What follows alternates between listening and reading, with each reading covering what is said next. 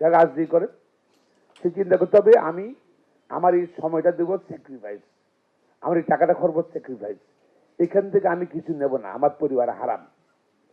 যদি এই অনিশ্চিত আমাদের সকল রাজনীতিতে আসে তাইলে মনে হয় এইসব আইন আরো হালকা হলে কোনো অসুবিধা নেই, এমনি ঠিক হয়ে যাবে।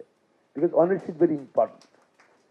সমগ্র জাতির কামনা করা উচিত যে যারা রাজনীতি করবে, যে রাজনৈতিক দলই করুক না কেন, রাজনৈতিক দল করবে, হি মাস্ট বি অনেস্ট, তার সময়টা স্যাক্রিফাইস, তার টাকাটা স্যাক্রিফাইস, আমি এখান থেকে কিছু নেবো না, আমার পরিবার যারা হারাম।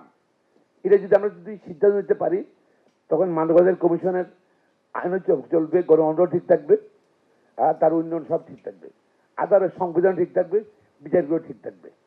এখন যদি এইটা যদি ঠিকঠাক করতে পারি এগুলো সব থিওরিটিক্যাল হবে।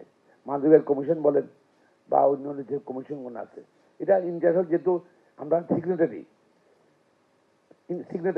ইন্টারন্যাশনাল কভেনেন্টে, সুতরাং আমরা এগুলো করতে হচ্ছে বাধ্যতামূলকভাবে, নাকি? হ্যাঁ, ওই যে করতেছি। মাসালা, মিল্ক ও পিৎজার সাথে thin and crunchy biscuit fit biscuit, যখন তখন ইটিং, যেখানে সেখানে ফিটিং। এটা তো দিস ইজ নট এইমটা কি, এইমটা ফুলফিল করতে হবে এবং মেন্টালি রেডি থাকতে হবে।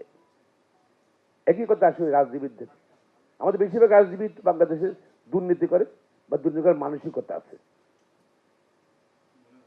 এই চিন্তা থেকে পরিহার করতে হবে।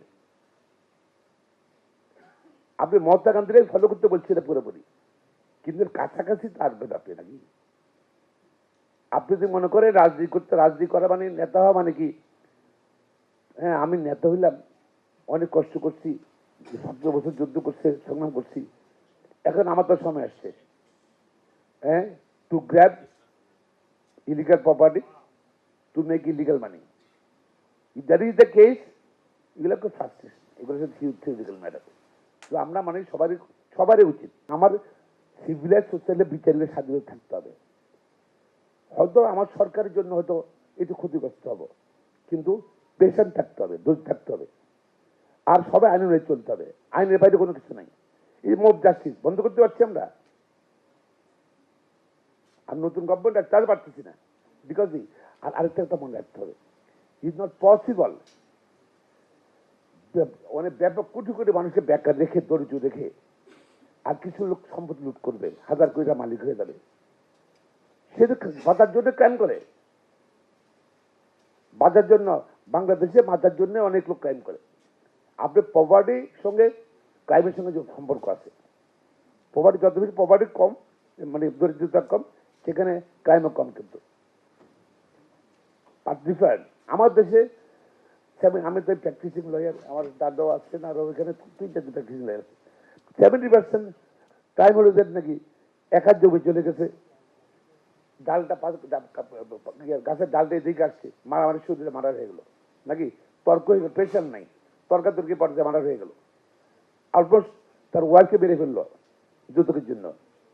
প্রপার্টি ওরিয়েন্টেড 70% ক্রাইম হলো আমাদের প্রপার্টি দরিদ্র ওরিয়েন্টেড।